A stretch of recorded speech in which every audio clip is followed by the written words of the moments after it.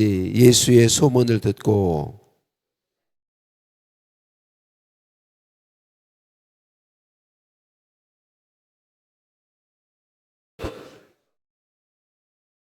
전에 헤롯이 그 동생 빌립의 아내 헤로디아의 일로 요한을 잡아 결박하여 옥에 가두었으니 이는 요한이 헤롯에게 말하되 당신이 그 여자를 차지한 것이 옳지 않다 하였음이라.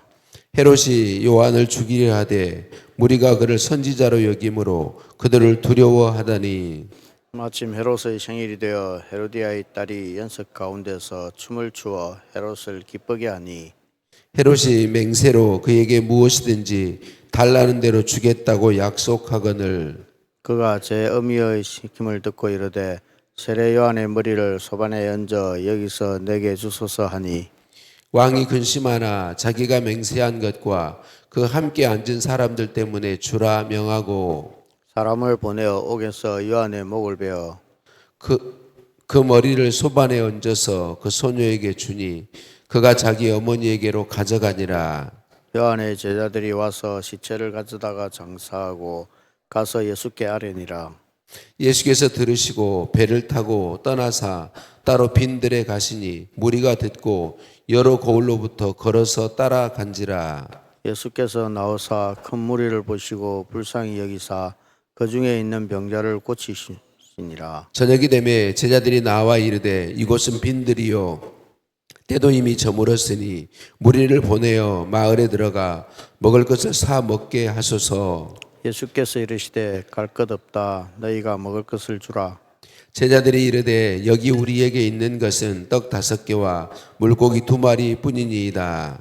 이르시되 그것을 내게 가져오라 하시고 무리를 명하여 잔디 위에 앉히시고 떡 5개와 물고기 2마리를 가지사 하늘을 우러러 축사하시고 떡을 떼어 제자들에게 주심에 제자들이 무리에게 주니 다 배불리 먹고 남은 조각을 12바구니에 차게 거두었으며 함께 봅니다. 먹은 사람은 여자와 어린아이 외에 5,000명이나 되었더라. 아멘. 인사 나누십니다. 사랑을 축복합니다. 사랑을 축복합니다. 할렐루야. 우리를 사랑하신 하나님께 찬양과 감사를 올려드립니다. 우리 찬송할 때 반주기 틀어서 하면 너무 높죠. 높은데도 제가 반주기를 하는 이유는 오늘 찬송처럼 음이 올라갔다 내려갔다 하는 찬양을 제가 하면 아주 은혜를 많이 감소시키기 때문에 음이 좀 높지만 찬송 반주기로 합니다. 세례 요한의 죽음 이야기가 오늘 본문 앞부분에 기록되어 있죠. 세례 요한의 죽음을 인간적인 기준으로 보면 조금 허무한 것 같기도 하고 아무 의미 없는 것 같은 그런 죽음인 것처럼 보여지죠. 그러나 결코 그렇지 않음을 잘 아시죠. 우리 사람의 삶과 죽음이 가치 있느냐 가치 없느냐는 사람의 기준으로 판단할 수 없습니다. 하나님 앞에 갔을 때에 하나님께 판단받는 것이죠. 자주 말씀드린 것 같이 우리에게 가장 중요한 것은 주님의 마지막 주님이 심판하실 자리에서 그때 우리 주님께 칭찬받는 사람이 되는 것이죠. 잘하였도다 착하고 충성된 종아 내 아버지의 즐거움에 참여할지어다. 그때 우리 주님께 칭찬받는 것이 복된 것이다 라고 하는 거죠. 세례 요한은 메시아이신 예수님의 길을 준비하는 사명을 너무나도 잘 감당했죠. 나는 쇠하여야겠고 그분은 흥하여야 하리라 라고 말하면 나는 그분의 신을 밟은 불기도 감당치 못할 자로다. 오직 예수님만 높이고 예수님만 나타내고 예수님만 증거하며 사명을 감당했었죠. 그리고 헤로드 왕의 불의에 대해서 분명한 경고를 하다가 갇히게 되고 그리고 죽임을 맞게 된 것이죠. 세례 요한은 우리 하나님께 큰 칭찬과 상을 받아서 전국에서 큰 자로 지금도 하나님의 놀라운 은혜와 상을 누리고 있는 줄로 믿습니다. 저와 여러분에게 오늘 중요한 것, 내 삶을 돌아볼 때 내 삶이 내 주님 앞에 섰을 때에 칭찬받을 수 있는 삶인지, 우리 주님이 정말 기뻐하시고 잘하였도다라고 하실 삶인지 우리를 돌아보는 것 중요하고 복된 일인 줄로 믿습니다. 예수님은 자신을 쫓아온 큰 무리를 불쌍히 여기시고 그 중에 병자들의 병을 다 고쳐주셨어요. 예수님은 질병을 고쳐주신 것에 그치지 않고 오병이어의 기적을 통해 많은 사람의 굶주림도 해결해 주셨죠. 오늘 성령의 감동하신 가운데 마태복음을 기록하고 있는 마태는 오병이어의 기적을 통해서 예수님의 마음을 보죠. 그 무리를 불쌍히 여기시는 예수님의 마음을 이 세리 마태 제자 마태의 마음속에 성령께서 감동하여 주고 있습니다. 사람들이 목자 없는 양과 같이 유리방황하는 모습을 우리 예수님은 불쌍히 여기셨죠. 이것은 바로 하나님의 시각이요 하나님의 마음이죠. 하나님께서 성령께서 세례요한 마태에게 이것을 기록하게 한 이유는 우리도 하나님의 시각으로 볼 수 있도록 하나님의 마음으로 보고 살아갈 수 있도록 우리에게 말씀해 주신 것이죠. 우리를 불쌍히 여겨 돌보고 먹이는 것은 우리 예수님의 사역 중에 왕적인 사역이다 그렇게 이야기하고 있습니다. 예수님은 목자 없는 양같이 죄악 가운데 유리방황하며 죽어가는 영혼들을 살리기 위해서 죄에서 구원하여 살리기 위해서 오신 왕이시죠. 예수님을 주인으로 왕으로 분명하게 고백하는 우리들, 분명한 고백이 있을 때 우리도 주인이신 예수님이 살아간 모습대로 왕이신 예수님이 살아간 모습대로 하나님의 시각으로 보고 하나님의 마음으로 보고 그 시각과 마음으로 사람들을 대하며 사랑하며 섬길 수 있는 줄로 믿습니다. 우리에게 하나님의 눈, 하나님의 마음을 갖는 것 너무나도 중요한 일이죠. 오늘 저와 여러분 모두에게 이 하나님의 마음, 우리의 주인이시오 왕이신 예수님의 마음, 예수님의 시각이 우리 것이 되는 복이 있기를 예수님의 이름으로 축복합니다. 날이 저물어서 제자들은 이제 사람들을 보내어 그들이 굶주림을 해결할 수 있도록 해야 한다고 예수님께 말씀하죠. 그때 예수님이 제자들에게 너희가 먹을 것을 주어라 라고 말씀하고 있어요. 예수님은 이미 제자들이 먹을 것을 줄 수 없다는 사실을 너무나도 잘 알고 있죠.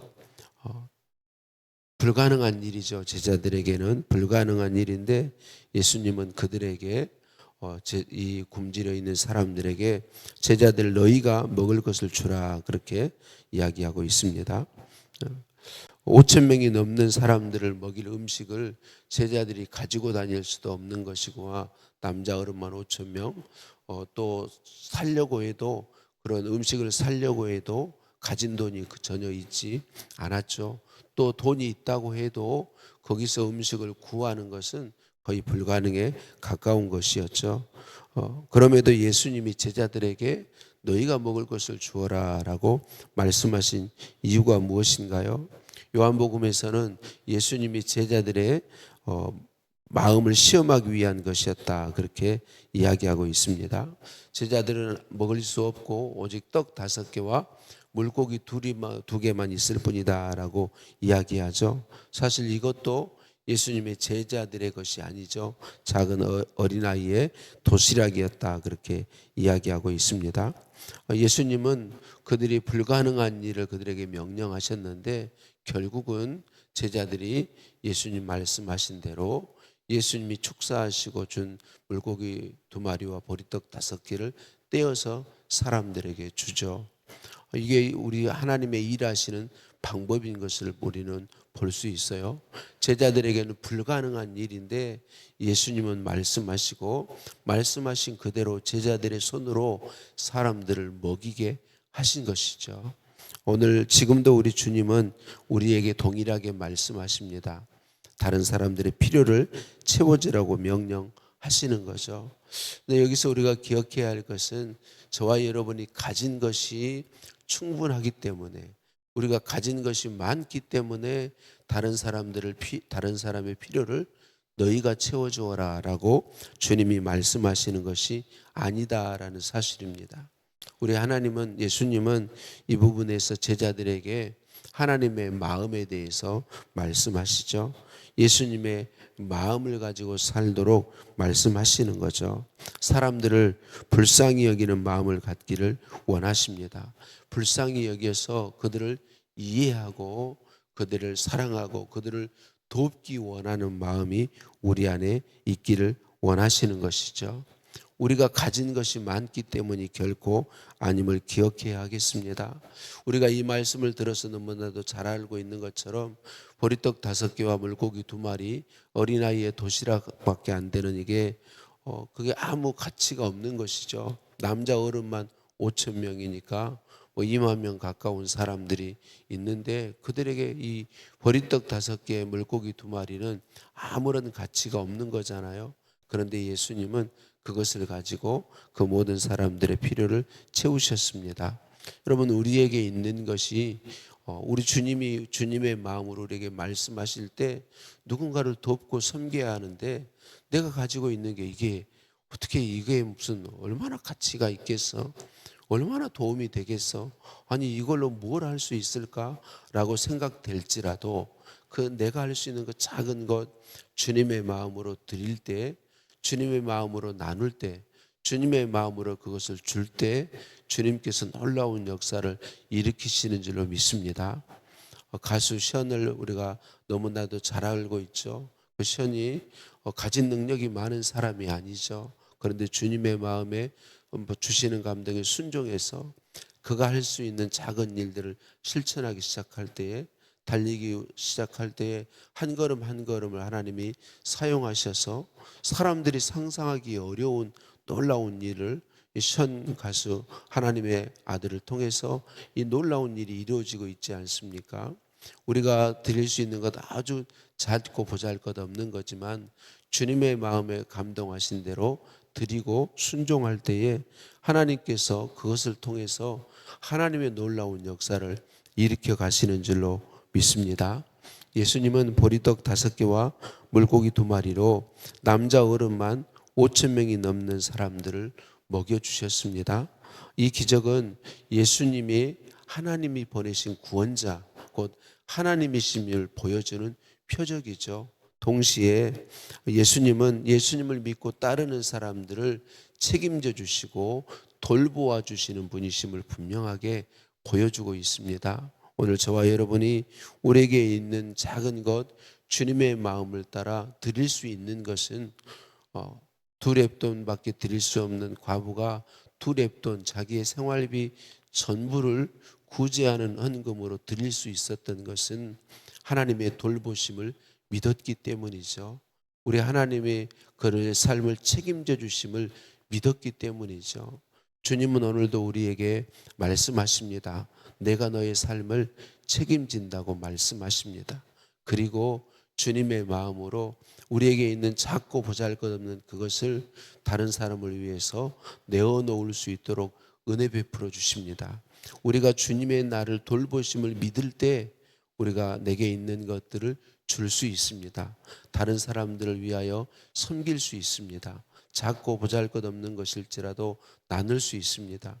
2렙돈 생활비 전부까지도 내가 줄 수 있는 것이죠. 우리 예수님은 예수님을 믿고 따른 사람들을 먹이시고 돌보시며 책임져 주시는 분이심을 우리에게 분명하게 보여주고 있습니다. 사랑하는 성도님들, 저와 여러분이 예수님을 나의 구원자, 나의 하나님, 나의 주인으로 믿고 있다면 예수님이 우리를 책임져 주십니다.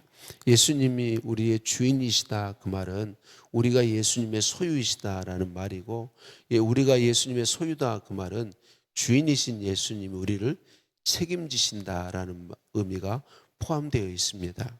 우리가 예수님을 주인으로 고백하고 나를 온전히 그분께 내어드릴 때 예수님, 하나님이신 예수님이 우리를 책임져 주십니다. 우리를 돌보아 주십니다. 우리를 품에 안아 주십니다. 오늘도 저와 여러분이 나의 주인이신 예수님의 품에 안겨 있음을 믿고 그분이 주시는 마음의 감동을 따라 사람들을 사랑하고 섬기며 용서하고 돕는 그런 삶의 열매가 풍성하게 되는 복을 누리시기를 예수님의 이름으로 축복합니다. 주님, 주님의 심판대에서 주님께 칭찬받기 원합니다. 소원하고 바라고 원하는 것 잘하였도다. 착하고 충성된 종아, 내 아버지의 즐거움에 참여할지어다. 오 주님, 오늘도 주님께 오직 주님께 그 칭찬받기를 소원하고 나의 삶을 돌아봅니다. 주님 더 도와 주시옵소서. 내게 믿음의 믿음을 더하여 주옵소서. 예수님이 나의 주인이심을 분명하게 믿음으로 무엇이든 주님 나라를 위해 드리는 믿음의 사람으로 세워 주옵소서. 주님, 나를 주님의 소유 삼아 주셨습니다. 소유 삼으심은 나를 책임져 주시고 먹이시고 돌보심을 말씀해 주시니 감사합니다. 나를 책임져 주시는 주님께 나를 온전히 내어드리기를 원합니다. 주님, 통치하시고 다스려 주옵소서. 예수님의 이름으로 기도드립니다. 아멘. 하늘에 계신 우리 아버지, 아버지의 이름을 거룩하게 하시며 아버지의 나라가 오게 하시며 아버지의 뜻이 하늘에서와 같이 땅에서도 이루어지게 하소서. 오늘 우리에게 일용할 양식을 주시고 우리가 우리에게 잘못한 사람을 용서하여 준 것 같이 우리 죄를 용서하여 주시고 우리를 시험에 빠지지 않게 하시고 악에서 구하소서. 나라와 권능과 영광이 영원히 아버지의 것입니다. 아멘. 오늘 또 합심해서 기도하실 때